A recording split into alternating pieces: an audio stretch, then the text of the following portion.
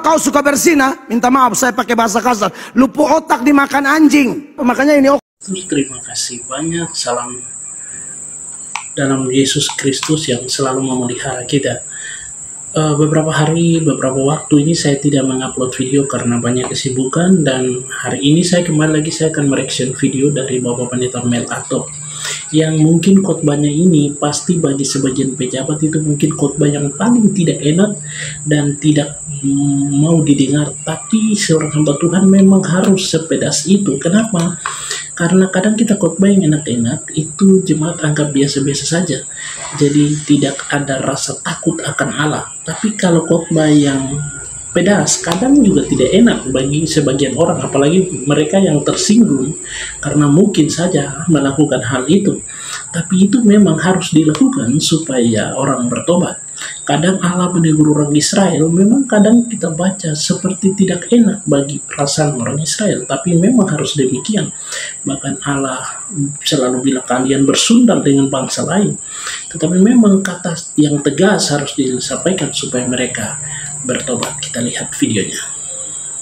salah satu dosa yang paling dibenci oleh Allah. Ini paling merusak diri dan paling bikin malu. Kau suka bersinah, minta maaf saya pakai bahasa kasar, lupu otak dimakan anjing. Makanya ini oknum-oknum pejabat di NTT ini paling tidak suka dengar saya khotbah. Kau pimpin ini negeri miskin begini, baru kau pejina lagi. Kau mau buat apa di ini negeri? Kau tukang bersinah, tap-tap, rasa diri pintar. Lu bodoh tuh. Perhatikan, siapa melakukan zina tidak berakal budi. Kau tidak ada otak. Kau jangan bilang kau gelar doktor, gelar apa-apa. Lu tukang berzina kok. Bersinah sana, piara perempuan sana. Jalan dinas bawa yang bagus-bagus. Mau untuk apa lu bawa dia? Sampai ada tuh yang sampai keluar dari kerja. Karena dia tahu bapak tua ini share dia. Dia ada suami, ada anak. Ma ini gatal satu, ini share. Saudara di sini yang sudah tahu bosmu begitu, kau jadi jembatan lagi. Supaya dapat uang, dapat posisi. Uang haram, posisi haram. Tuhan akan injak kau. Berharap dengar khotbah enak. Lu undang pendeta lain, saya tidak ada kompromi. Kan saya tidak cari kau pun duit. Saya cari kau selamat dan jadi pemimpin yang teladan. Kita ini harus banyak berdoa buat negeri kita ini supaya bangkit. Orang-orang lain Tuhan pakai bangun negeri kita. Kita di dalam sini bikin apa? Mau bodoh terus, tidak ada akal terus. Itu memang mungkin khotbah yang paling tidak enak, ya. Khotbah yang paling tidak enak bagi para pejabat yang suka melakukan itu. Ya pasti para pejabat yang suka melakukan itu pasti merasa bahwa pendeta ini menyindir kita, tapi sebenarnya dia menegur. Teguran yang nyata lebih baik daripada kasih yang tersembunyi. Ya lebih baik menegur di depan daripada dia diam-diam.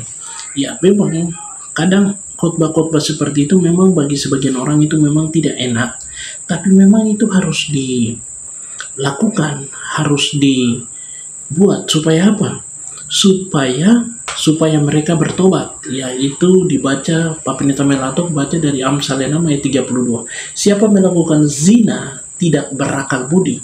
Orang yang berbuat demikian merusak diri. Ya, orang yang berbuat demikian merusak diri. Dan memang ini kalau bapak-bapak pejabat yang mungkin sering melakukan itu pasti khotbah yang paling tidak enaknya.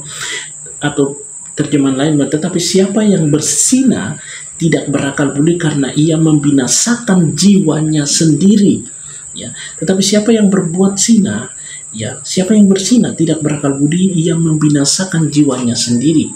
Dan bagi sebagian orang, ya, bagi sebagian orang, tidak semua, bagi oknum-oknum pejabat yang mungkin seringkali seperti itu, apalagi kalau dia orang Kristen, lalu seperti itu, ya. Misalnya di Papua ada 01, di Jawa nanti pergi ke sana karena perjalanan dinas jauh dari istri, dingin dan sebagainya, jadi manggil wanita penghibur untuk tidur menghangatkan badan, atau misalnya pergi ke diskotik mabuk atau pergi ke tempat karaoke mabuk lalu perempuan-perempuan duduk di atas. Itu apa? Seorang pemimpin Kristen beretika tidak sopan lalu di depan waktu kampanye itu berbicara bilang marilah kita membangun negeri ini dengan kasih.